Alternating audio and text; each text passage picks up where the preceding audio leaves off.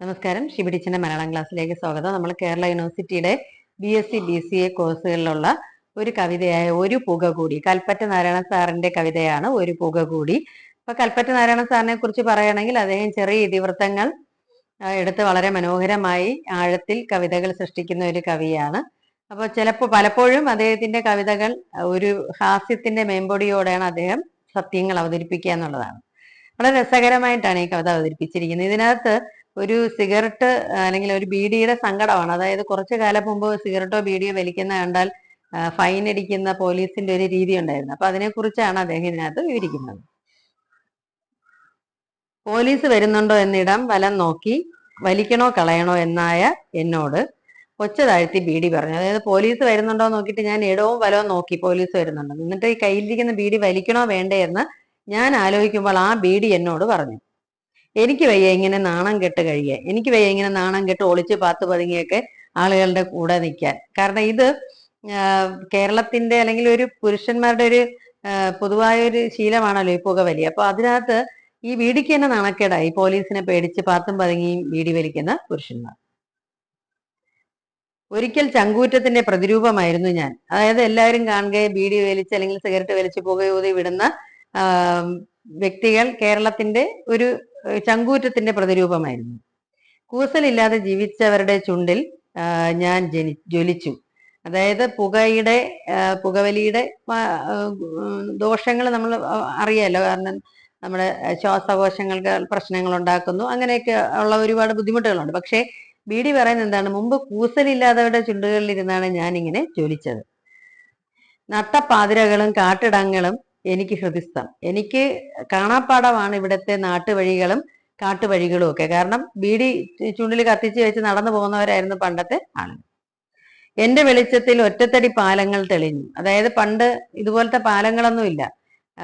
വിറക് അല്ലെങ്കിൽ ഈ തെങ്ങ് മുറിച്ചിട്ട് അതിനെ നെടുകെ കീറി പാലമായിട്ട് രണ്ട് കരകളിലും ബന്ധിപ്പിച്ചിടുകയായിരുന്നു പതിവ്. അല്ലാതെ കീറാതെ തന്നെ തെങ്ങ് മൊത്തത്തിൽ ഇടുന്ന രീതിയുണ്ട്. പക്ഷെ അത് രണ്ട് തെങ്ങ് അടുപ്പിച്ചിട്ടിരിക്കുക, അല്ലെങ്കിൽ തെങ്ങിന്റെ മുകളിലൂടെ നടക്കാൻ ബുദ്ധിമുട്ടാണ്. അപ്പൊ ഞാൻ ഈ ബീഡി വലിക്കുന്നവരുടെ ചുണ്ടിലിരുന്ന് ജ്വലിക്കുന്നതുകൊണ്ടാണ് അവർക്ക് പാലം കാണാൻ പറ്റിയത്. അന്നൊക്കെ ലക്ഷ്യങ്ങളിലേക്ക് 5ഉം 8ഉം ബീഡിയുടെ ദൂരം, 5ഉം 8ഉം ബീഡിയുടെ ദൂരം നടക്കണം അല്ലെ. 5ഉം 8ഉം ബീഡി എന്ന് പറഞ്ഞാൽ എന്താണ്? 5ഓ 8ഓ ഒക്കെ ബീഡി വലിച്ചു തീർക്കുന്ന ദൂരം വരെ നടക്കണം ലക്ഷ്യത്തിലെത്തണമെങ്കിൽ. ചുമരെഴുതാനും പോസ്റ്റർ ഒട്ടിക്കാനും പാട്ടെഴുതാനും ഞാനും കൂടെ കൂടി. പാർട്ടിയുടേതാവാം, പിന്നെ പോസ്റ്റർ ഒട്ടിക്കാൻ, ചുമരില് സിനിമയുടേതാവാം, പാർട്ടിയുടേതാവാം, പോസ്റ്റർ ഒട്ടിക്കാൻ, അങ്ങനെ നിൽക്കുന്നവരുടെ ചുണ്ടിലൊക്കെ ഞാനുണ്ടായിരുന്നു ബീഡി. പിന്നെ പാട്ടെഴുത്തുകാര് ബീഡി കത്തിച്ച് വലിച്ചൊരു മൂടുണ്ടാക്കിയിട്ടാണ് അവർ പാട്ടെഴുതിക്കൊണ്ടിരുന്നത്. അപ്പം വന്ന മാറ്റങ്ങൾക്കെല്ലാം, സാംസ്കാരികമായി വന്ന മാറ്റങ്ങൾക്കെല്ലാം ഞാൻ കൂടെ ഉണ്ടായിരുന്നു. കയ്യൂരിലും പുൽപ്പള്ളിയിലും കൈപൊള്ളുന്നത് വരെ ഞാൻ എരിഞ്ഞു. കയ്യൂരും പുൽപ്പള്ളിയിലും ഒക്കെ സഖാക്കൾ, കമ്മ്യൂണിസ്റ്റ് സഖാക്കൾ സമരം നടത്തിയ സ്ഥലങ്ങളാണ്.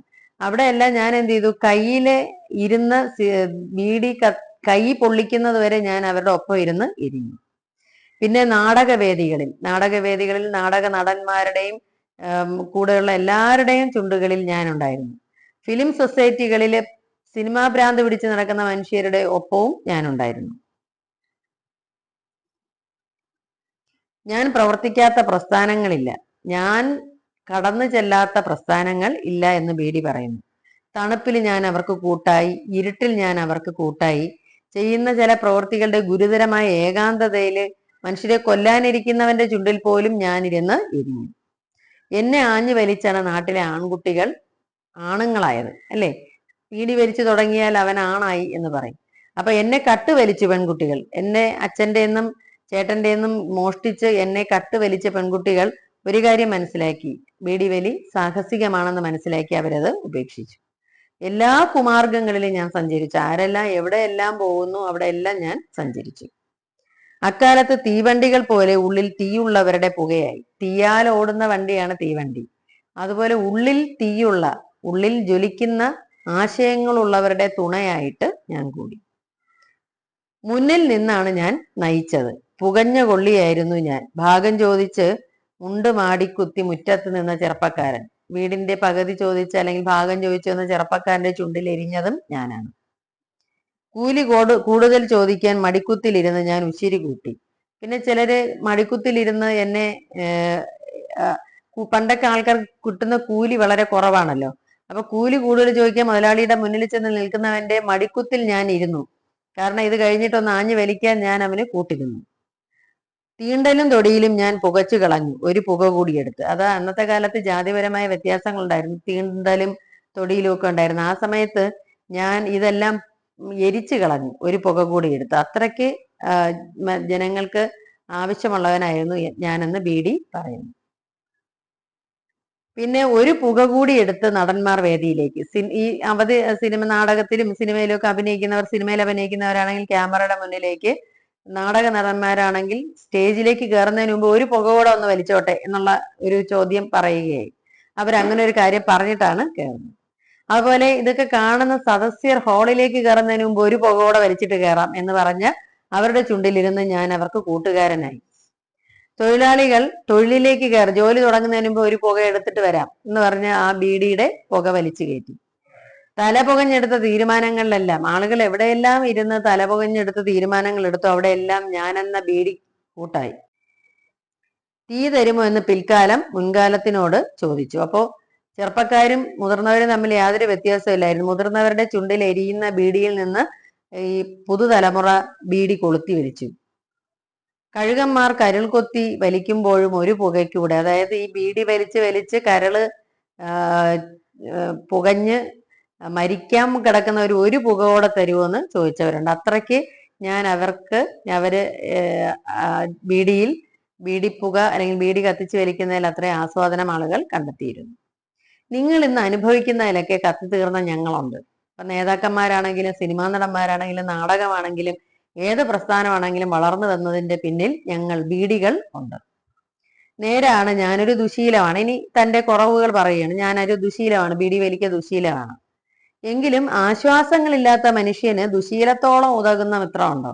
ഒരു മനുഷ്യന് ഒരു തരത്തിലും ജീവിതത്തിൽ ആശ്വാസമില്ല. അപ്പൊ അയാൾക്കൊരു ദുശീലമാണ് ബീഡി വലിക്കുക. ആ ബീഡി വലിക്കുക എന്ന ദുശീലം ത്തോളം അയാൾക്ക് ഉപകരിക്കുന്ന വേറൊരു മിത്രം, വേറൊരു കൂട്ടില്ലല്ലോ. നരകത്തിലല്ലാതെ സ്വർഗത്തിൽ മിത്രം വേണമോ? അപ്പൊ നരകത്തിൽ പോണെങ്കിൽ മാത്രം കൂട്ടുകാർ മതി, സ്വർഗത്തിൽ മിത്രങ്ങളുടെ ആവശ്യമില്ല. ശവത്തിന് കാവൽ നിൽക്കുന്ന പാവം പോലീസുകാരന്. ഇനി ഞാൻ കൂട്ടായത് ആർക്കൊക്കെയാണെന്ന് പറയുന്നു. ശവത്തിന് കാവൽ നിൽക്കേണ്ടി വരുന്ന പാവം പോലീസുകാരന്റെ ചുണ്ടിൽ ഞാൻ കൂട്ടായി. തൂക്കിക്കൊല്ലാൻ വിധിക്കപ്പെട്ട കുറ്റവാളി, അവന്റെ ജീവിതത്തിൽ ഇനി ഒന്നുമില്ല, അവന് ചിന്തകൾ മാത്രമേ ഉള്ളൂ, അവന്റെ ചുണ്ടിൽ ഞാൻ അവന് കൂട്ടായി. പിന്നെ ഒരുപാട് പാപങ്ങൾ ചെയ്തവർ, ആളുകളെ കൊന്നവർ, പങ്കിട്ട് കൊടുക്കാൻ അവർക്ക് ആ പാപഭാരം ആർക്കും പങ്കിട്ടെടുക്കാനില്ല, അവർക്കെല്ലാം ഞാൻ തുണയായി. പിന്നെ ഉറപ്പുള്ളവന് ഞാൻ കൂട്ടായി, ഉറപ്പില്ലാത്തവന് ഞാൻ കൂട്ടായി. ആടുന്ന പാലത്തിൽ ചുണ്ടിലിരുന്ന് ആ ബീഡി ഞാൻ മാത്രം ഉറച്ചിരുന്നു.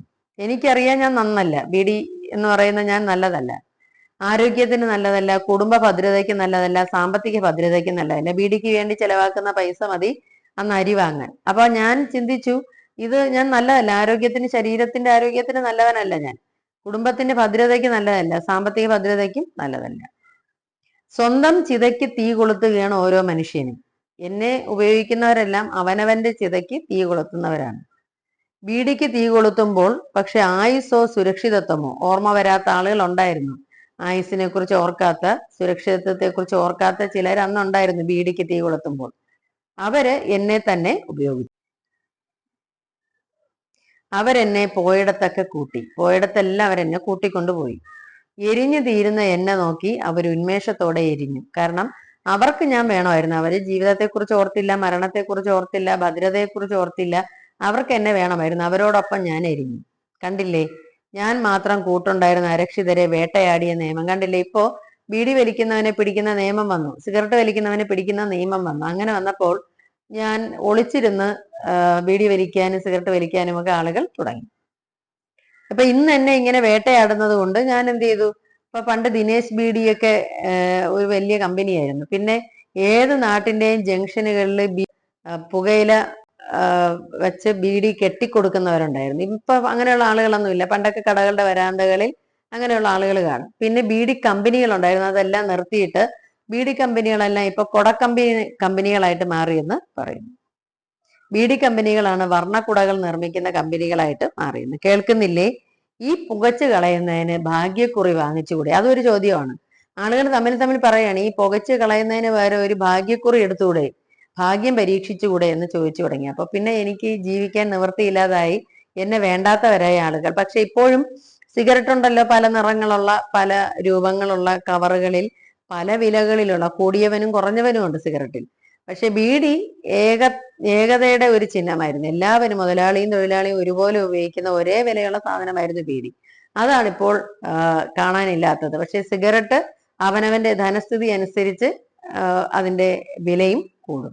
പക്ഷെ ഇതൊക്കെ പറയുന്നുണ്ട്, ജീവിതത്തിന്റെ ചിതയ്ക്ക് തീ കൊളുത്തുന്ന പോലെയാണ് ഓരോ സിഗരറ്റും അല്ലെങ്കിൽ ഓരോ ബീഡിയും കൊളുത്തുന്നത്. അപ്പൊ ഇതിന്റെ ആശയം ശ്രദ്ധിക്കുക. നിങ്ങൾക്ക് ഇതിന്റെ ഉത്തരം എഴുതാൻ, ഇതിന്റെ ആശയം മനസ്സിലാക്കാൻ സാധിക്കും. അടുത്ത ക്ലാസ്സിൽ കാണുന്നവരെ സ്നേഹത്തോടെ ഷീബ ടീച്ചർ.